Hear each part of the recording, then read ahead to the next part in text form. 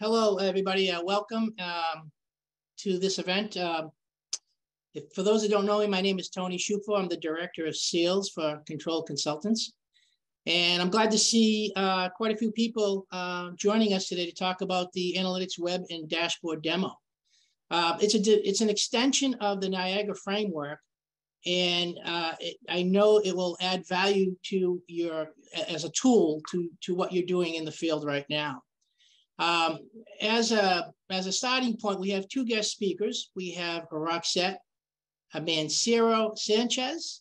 She's going to do an overview, sort of a high view of what this is, what we're talking about today. And then we're going to have Kevin Mamajek, who is going to be do the demo, the technical demo, and do some of the Q&As as well.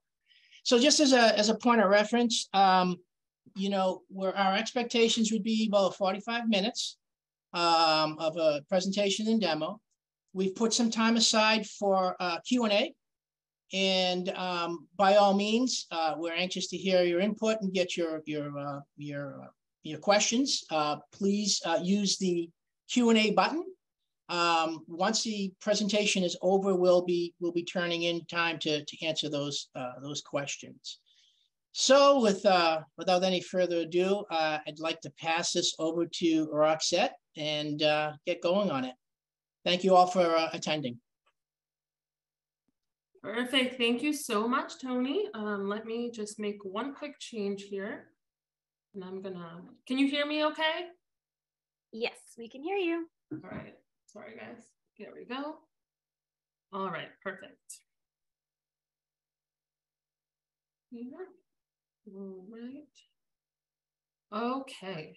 So with that being said, Roxette, are you going to pull up your screen? I am. I'm having a little bit of a difficulty. Bear with me. Okay. Okay. Can you guys see my screen now? Yes. Perfect. Thank you.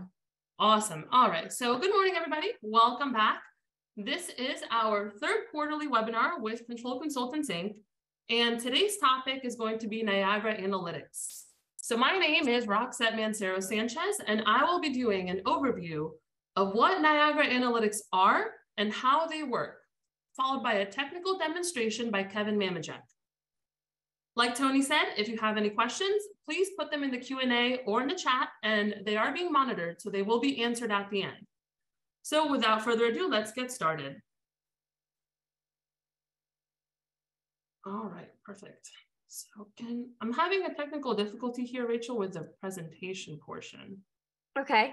Can you still see my screen? We can still see your screen. Okay, perfect. So Niagara Analytics Framework can provide the end user with several useful features. Smart alerts provide you with actionable insights rather than simple alarms. Continuous commissioning means your systems can have algorithms applied to ensure they are working as designed. Keeping track of costs for extra runtime and energy usage is another capability of Niagara Analytics. There are 7 pre-configured energy reports that make it easy for the facility manager or energy auditor to visualize how energy is being used and documented progress in energy reduction year over year. And finally, the unique capability of Niagara Analytics is the ability to run in an embedded controller and impact the operation of building systems. So smart alerts provide you with actionable insights rather than simple alarms. So this is meaningful alerts using the algorithms, which means that with standard alarming, your alarm console may be flooded with inconvenience alarms when a chilled water system goes out for spec. With the analytic alerts, you're able to isolate the source of the problem quickly and take action. So smart alerts are creating meaningful alerts versus just nuisance alarms for you. Your systems can have algorithms applied to ensure they are working as designed. This is what continuous commissioning means. So you're verifying that your systems are operating within compliance. An analytic algorithm can determine if fresh air dampers are positioned as specified for the approved sequence of operations for weather and occupancy conditions. If the dampers are not positioned correctly, the algorithm can raise an alert. The algorithm can be deployed throughout the system without duplicating the development efforts by referencing tags and hierarchies. Keeping track of costs for extra runtime and energy usage is another capability of Niagara Analytics. So by assessing costs to your equipment operation, a facility manager can determine how much it costs to operate individual pieces of equipment and roll up those costs by department facility across the enterprise. The facility manager can also determine how much it costs to operate equipment outside of standard business hours. Alerts can be raised when costs are expected to exceed the facility budget, so corrective actions can be taken. There are 7 pre-configured energy reports that make it easy for the facility manager or energy auditor to visualize how energy is being used and document the progress in energy reduction. So these reports allow the facility manager to quickly visualize which facility is running most efficiently, what percentage different types of load are contributing to overall usage, anomalies in the usage, and equipment runtime. You can also create custom reports to meet your specific needs. The reports can be exported and can be used in budget meetings and negotiations with energy providers.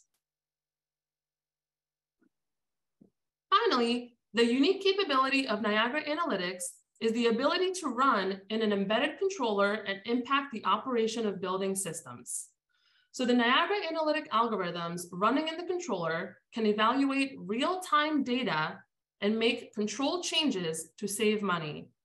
An example is, an analytic control point can periodically look at all of the VAV box damper positions and continuously adjust the air handler or rooftop unit static pressure.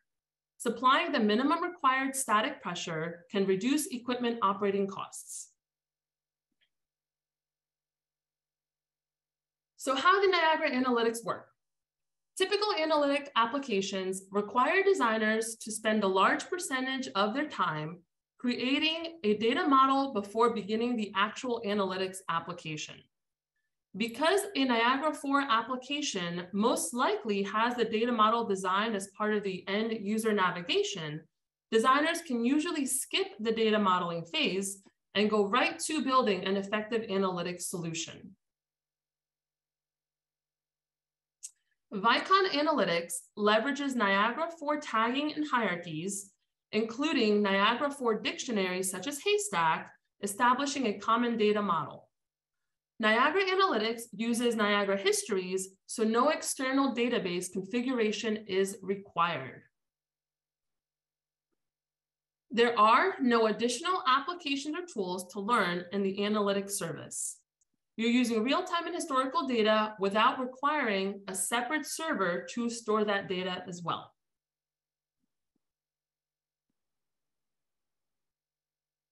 The analytics engine consists of algorithms, roll-up, and aggregation calculations. They're all configured using function blocks and wired sheet logic, which you will already be familiar with. Algorithms are applied using tags and hierarchies and can be deployed throughout an entire enterprise using templates. So this will save a whole lot of time and labor and money. Our algorithm library has a wide range of predefined algorithms that can be customized and extended to meet the specific needs of the deployment. There are more than 40 functional and mathematical blocks to help you design and create your own custom algorithms or modify them as needed. Design an algorithm to evaluate one piece of equipment or all pieces of equipment in your enterprise. Then save your entire analytics operation as a template to redeploy as often as needed. So it's simple because you're using the web wire sheets and function blocks, and you're utilizing the templating features to pass the analytical algorithms through 1 to 100 or 1,000 pieces of equipment and systems. So the first step in doing this is going to be tagging. So the points in your database are tagged. You can use your Haystack standard tags or create your own tag dictionaries. The algorithms then specify which tagged points and nodes are supplying the data that you're going to be using, and the algorithms use the real-time data or historical data associated with those points. After your system is tagged, you can build hierarchies to organize your data. This helps you apply analytics to logical groupings of points. Once again, saving time and saving a lot of effort in looking for pieces of equipment as long as they're tagged and you've got those hierarchies set up. By templating tags and hierarchies, you can apply all of your calculations across the board, and if changes are required, you only have to change them once. The algorithms are applied to all the points that are subordinate to a specified node that has a matching tag. So you don't have to do hundreds of calculations, you just have to do one and apply it across. And then if you have to make changes, you only have to change them once and it'll deploy across the enterprise. Advanced alarming can collect data from multiple real-time data sources and make intelligent decisions based on custom algorithms, thus providing a more sophisticated off-normal analysis. This process can eliminate many end-user nuisance alarms. So the analytics alerts or smart alarms are generated by those algorithms. The analytic alerts, they isolate the source of the issue and aggregate the message up. This eliminates the noise of multiple related alarms, and you're able to see what the issues are and make better decisions on how to resolve these problems. Fault detection and diagnostics, or FDD, determines when equipment and systems need servicing based on their actual condition rather than a scheduled date. So rather than looking at many alarms on an alarm console, when a system failure occurs, you can receive a single alert. In this example here, we see that one alert in the alarm console that indicates that multiple VAV boxes at a location have insufficient airflow or cooling. This information would lead the system specialist to look at the source of air and cooling for that group of VAV boxes. So the difference here is that utilizing the analytic alerts, you're able to look at the root of the problem versus all the alarms that are popping up and becoming a nuisance. And then you can make better decisions on how to service equipment based on the condition of what they are instead of a scheduled date based on the usage. So the Niagara Analytics optimization and the algorithms can also initiate control system overrides in response to system conditions. You can curtail energy usage, respond to changing weather, anticipate weather change, and adjust your systems for optimum performance.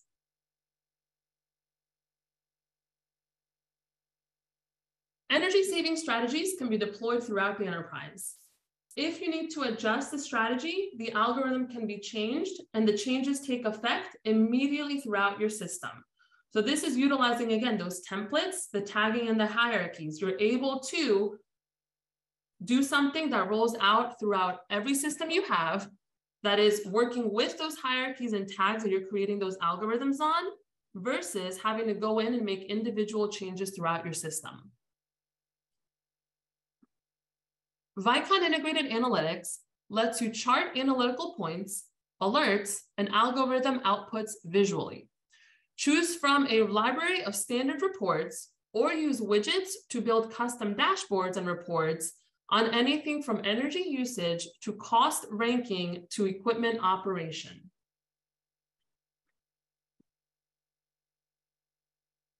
These reports allow end users to create charts and reporting not designed by the integrator. So this is a huge advantage for an end user.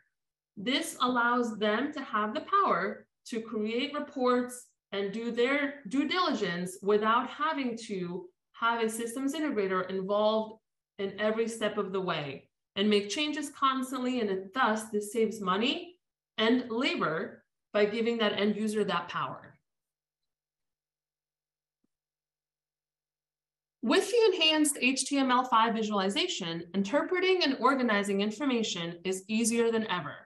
VYKON Integrated Analytics lets you chart analytical points, alerts, and algorithm outputs visually. Again, you're able to utilize all the information you have, all this real-time data and history that you may have in your systems, pull them up, create those algorithms, look at those reports and visually see that in a way that makes you make better business decisions. That's the beauty of Niagara Analytics. So with that being said, I will hand it over to Kevin Mamachek for our technical demonstration. He'll go over pretty much what I just talked about and show you how this is all done. Right, Kevin, I'm going to send it over to you. Yeah, you need to end sharing. There we go. Okay, so I'm going to, I can't share and talk at the same time here, so hold on a sec. All right, share this. I'm going to essentially give you a demonstration of what Roxette just talked about, some of those mechanisms working for analytics to make smart alarms, to look at continuous commissioning and things of that nature. So this is a practical building that I have built out. I have simulated data so that I can run the analytics on them and we can kind of see them. And you can get an idea then on some of the benefits that the analytic engine can bring to your install of Niagara. So what I'll do is I'll start here that I've got 5 floors in this building. I've got a bunch of air handlers on each floor. I've got sensors that are monitoring temperatures and things of that nature. So in order for the analytics engine to identify that potential data, I went through an exercise of tagging those components, right? So I have a haystack library. If I go and do haystack temp, it will go in and give me all of the points that are in that station with that tag. That's how the analytic engine operates. It looks for tags instead of points in certain devices. It gives it the opportunity for me to look for something at a building level. So if I look for that temp tag at the building level at VA51 here, it will actually find every single temp sensor on every single floor. If I look at it from the floor level, it would give me every single temp sensor from that particular floor. So it gives you this flexibility that I can look at things as a giant group, as a smaller subset, and then I can get down into the individual components, right, that I'll show you that we use for fault detection. So over here, I have some statistics just to kind of show you, the analytic components are your basic statistics, right? It gives you what is the max reading in this subset, what is the average, what is the minimum. So what I've done here is I take the temperature at this building level and I look at the extremes, right? So I can see that the hottest area in here is 78, the coolest, or the average is 72, the coolest is 70, right? So that's the range that I asked the analytic to kind of to go out and give me. Why I did that is if I'm a building owner and I'm seeing, I have intermittent rooms that go warm, it won't affect the overall building average, right? So really, I would be worried if my average started to creep up. In fact, I have it set so that if it goes over the building set point, this will go red and then I can get a warning. So I can look at this as an individual basis that, yep, I have a particular problem on the first floor. So I'm running the same comfort algorithm. You'll see I have a comfort warning for the building. I'm running those same rules on each floor. In fact, I run them in each of the air handlers, and I'll show you how that works. But this is just giving me an idea that I don't have a big problem. I've got an issue somewhere on the first floor, which we'll take a look. And you'll see that I'm also monitoring humidity and CO2 levels, and I'll talk about that. So this is a good example of looking at fault detection. Now, I'm doing everything in real time because it does better demo. I actually like real-time analytics because I can find issues and put them on a dashboard or send an email that it found a condition. You can also use the alerts that Roxette talked about to look at historical things that it found it in the the past 24 hours. So just keep in mind everything here I have, the analytics engine will find right as it happens, and then I can manipulate it. I have to be the wizard behind the curtain to break things, right? So we looked at the building. Now we pop down into floor 1 and you'll see that it's the same. In that, if I look at floor 2, right, I don't have the maximum temperature, right? I don't have that problem where I have a room that's at 78 degrees. So here I'm on the first floor. I'm going to go down into this air handler because this is the one that was the problem. So you'll see that some are approaching warm, but I don't have any type of warning other than I just use the temperature to kind of color code the rooms to show you which ones are cool, which ones are neutral, or which ones are at set point, which are gray. So if I jump down here into this air handler 3, this is where the analytics really starts to shine. So if you look at a lot of, you know, BMSs, there's these alarm consoles that have lots of alarms. And then you go and you talk to, you know, the person that's running the building, and they go, yeah, I ignore most of those because they're temperatures that are not set correctly for the out of bounds. And so they know that, okay, I'm going to have this same temperature reading that it's hot if it's the outside temperature is 110. It just, that rooftop unit just cannot compensate. It's a little warm in that back corner of the room. So there's not necessarily a problem other than we're alerting and we're kind of spamming the console that it has this issue. So what's nice about the analytics is you can create these rules to actually start to investigate on your behalf. So I don't have to drill down and look at the outside air temperature and figure out why that room is the way it's acting. So in this instance, typically we would get a high temp alarm somewhere, right, for this air handler. And that's, to me, it doesn't give me a lot of the information I, as a owner or operator, want to have, right? If high temp doesn't mean much to me. It means something that could be set that way, right? There's a set points. Did somebody change it to 78? Is there an outside? Is that a back room, right? That I know I won't be able to get enough static pressure to cool that off. So what I do is I create rules that kind of accommodate these things. And so what I want to show you here is I have this air handler that I want to run a rule that looks at the high temp and then figures out what's wrong upstream on why I might be having that high temp. So I can check to see, A, if somebody's overridden the set point, right, in that rule. I can, let me go ahead and I'm going to break it so that we can show you what's happening here. So I check, I got a high temp. Now what I want to do is I want to look at the neutral temperature. So this is the air that's coming back to the air handler. It's at 78. And then you'll see that this air handler has a temperature sensor in the duct so that I can actually do this. Then there's the coil. And I know what the coil should be. Now, if it's a coil that's on a compressor because it's on a rooftop, or if it's a water chilling plant, right? I know there's a valve setting. So I can do some things to check that. But what I immediately do is check what the temperature is after that coil, right? If I'm in cooling mode, which I am, right? I know that that should be in the 50s, right? And so you'll check and you'll see as I do this discharge warning here, right? It comes in at 78, hits that first temperature sensor at 78, passes through the coil, and it only drops a few degrees.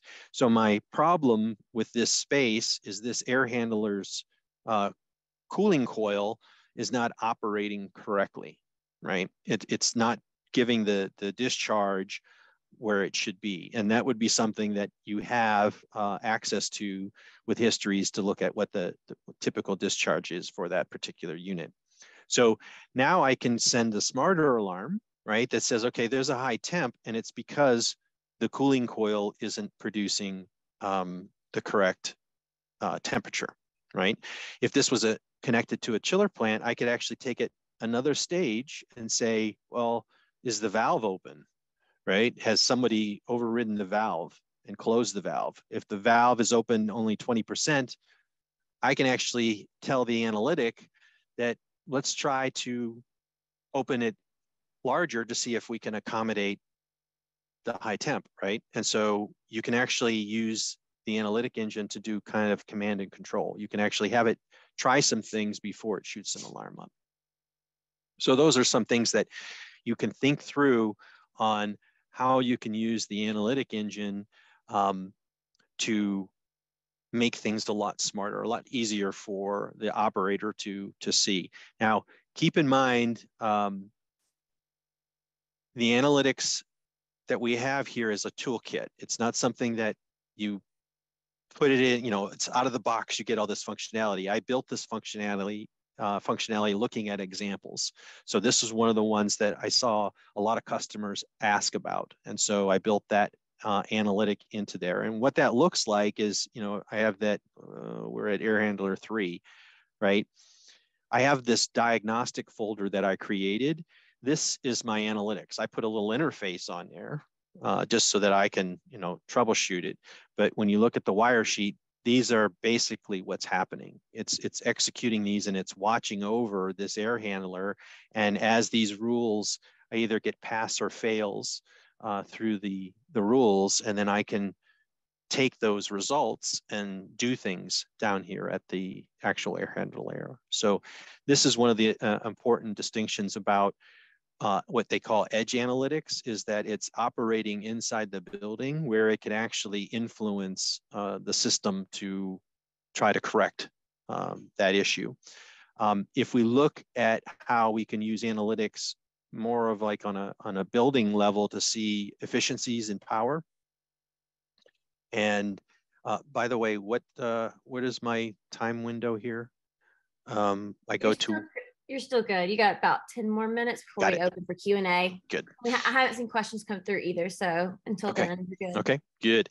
All right. So at this level, what I want to do is I've got, I want to look at like energy. So I want to look at historical energy compared to what I'm, consuming at this moment.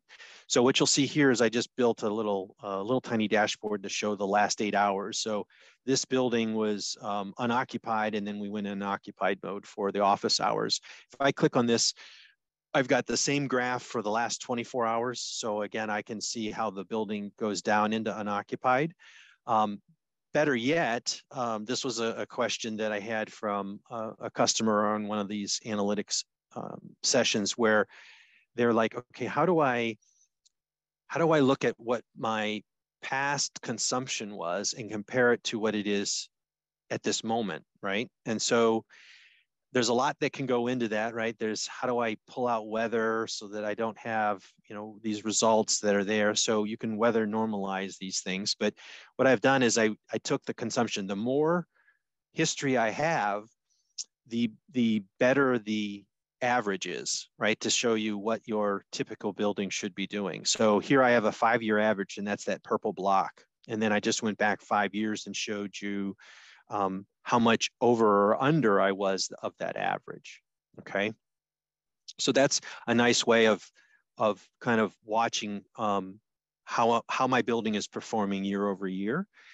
So if it starts to go worse, right, I know that I have something as an issue. And then somebody actually asked that question, and so here's a kind of a way for me to take the historical data and look at it on a day-to-day basis. So this question came from a customer, like, I get this bill once a month, and then all of a sudden there's this huge charge, right, for electricity, and I don't know why that huge charge. It hasn't happened before, so something has triggered this consumption of this energy, and how do I find that? How do I find it before the bill comes, right?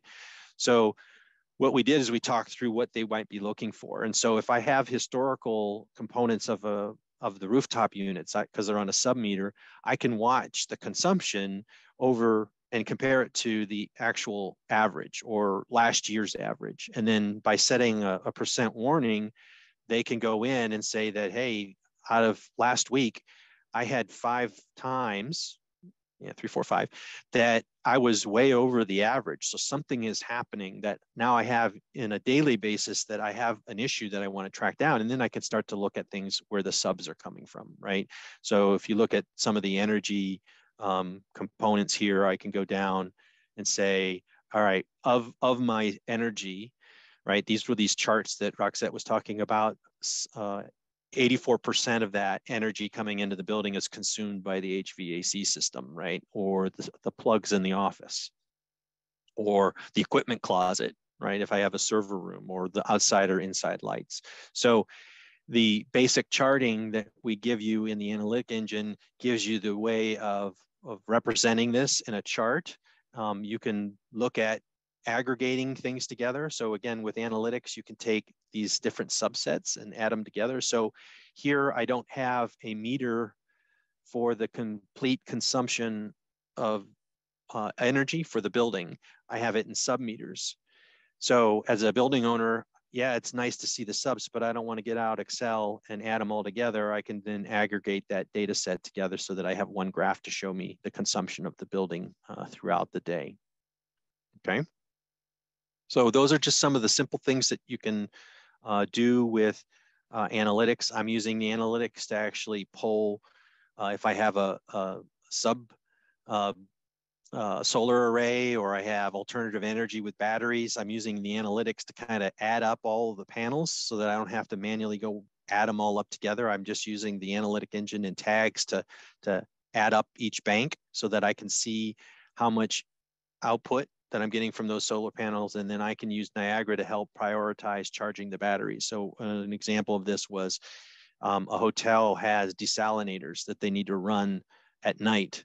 And if there's no power, because they're on an island from the mainland, they need to be able to have enough power in the batteries to run these emergency lights and these desalinators so that they have fresh water. So Niagara's watching the output from the solar panels, making sure that the priority goes to the batteries. And then once the batteries are filled up and I have more sun, however that might go, you'll see that it can take more and more of the systems onto the DC circuit and allow essentially the grid demand to drop, right? Save energy because they can pull it off of the solar array. So those are just some simple things that the analytics engine does to kind of simplify how a building is run and add intelligence into how it reports things back.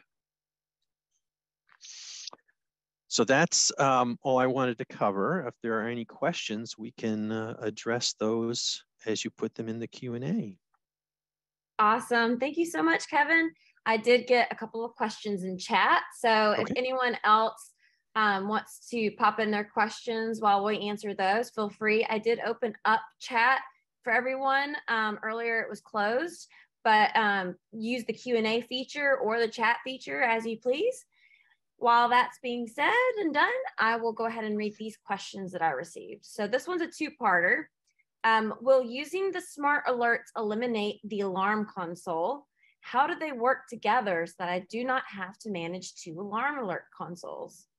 Yeah, so you can, that's a great question. It doesn't eliminate the consoles, but what you can do is you can route your smart alarms into one console so that when I am notified in that console, I know I've got something that has been pared down by looking at the different components.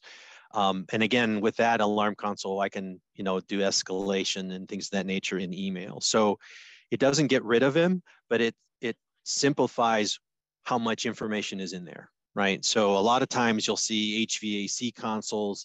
Now I can have a generic HVAC console, and then I can have an HVAC smart alarms.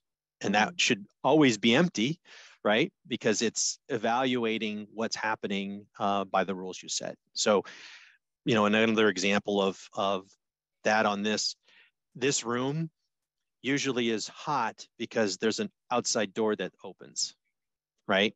So what you do is you build in that rule that says when the door's open, you don't need to tell me the room's hot, right? Because we know it's going to be hot.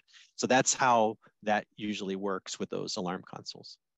Okay, very, very interesting. Mm-hmm.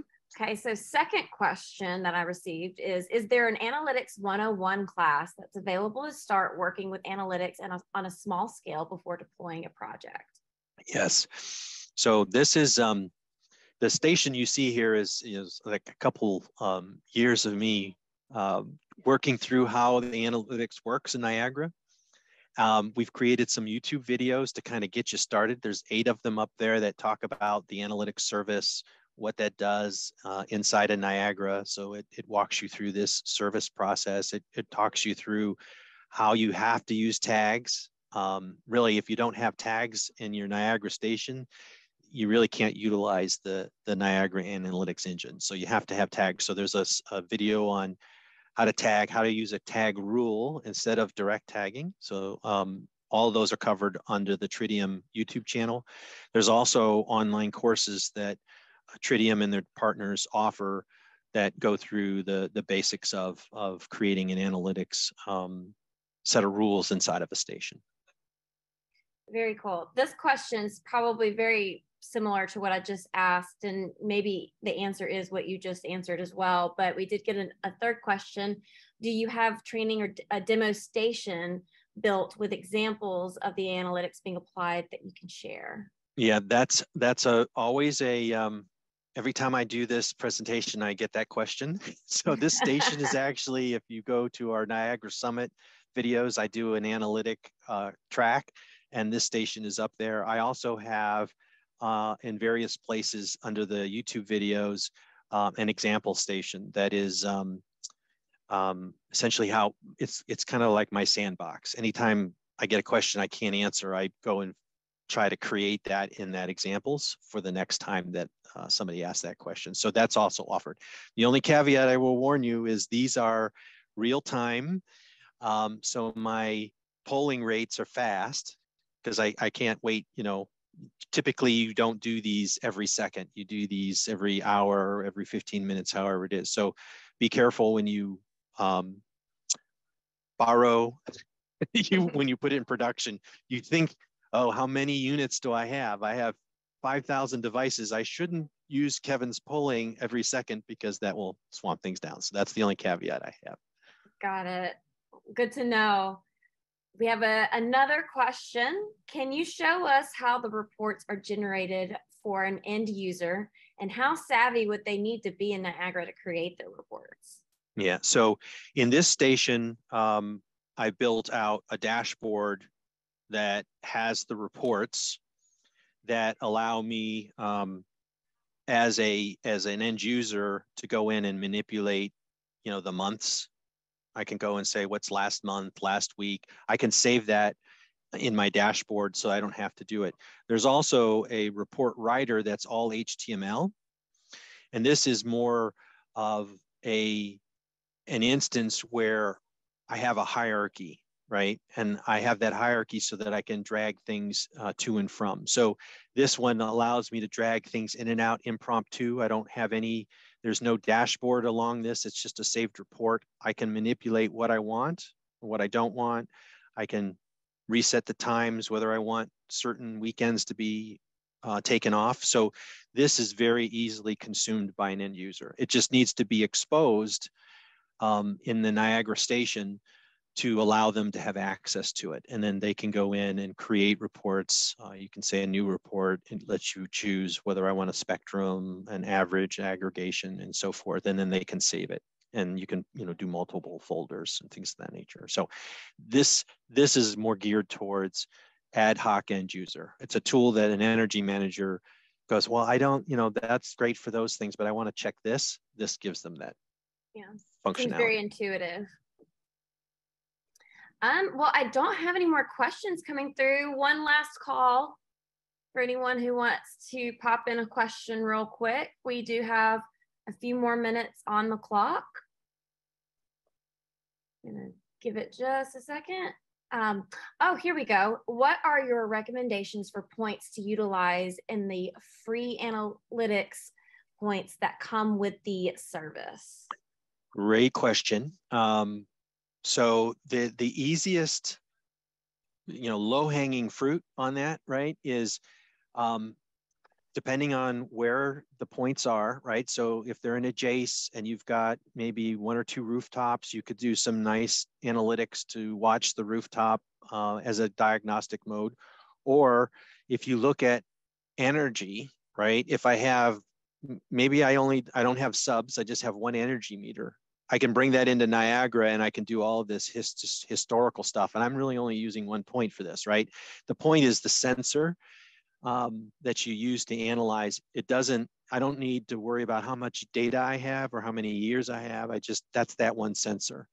And so this can give you a very easy method of creating some of these things to watch energy consumption over time. So that's a nice way of doing that.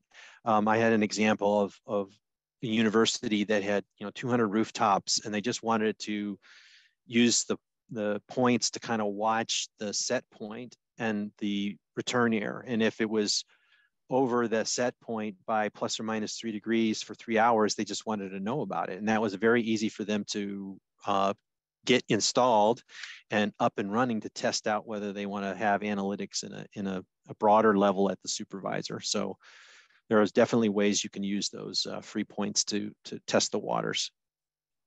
Very cool. Any other questions? We've had some great feedback.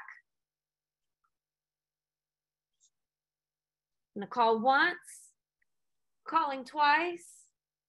All righty. Okay. Well, thank you so much, Kevin and Roxette, for presenting today. Great demonstration. I've learned a lot.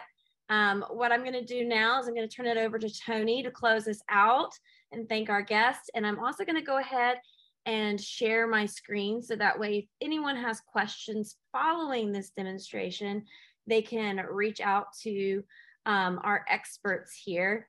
So thank you guys. Tony, do you want to take it away while I try and get this up? Yeah.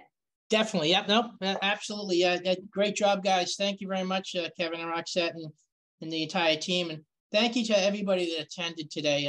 I hope you take the opportunity to utilize these tools. I want to just impress upon you that we at Control Consultants, as well as the VYKON team, are ready to support you in developing an opportunity and working through to get a good solution for your customer.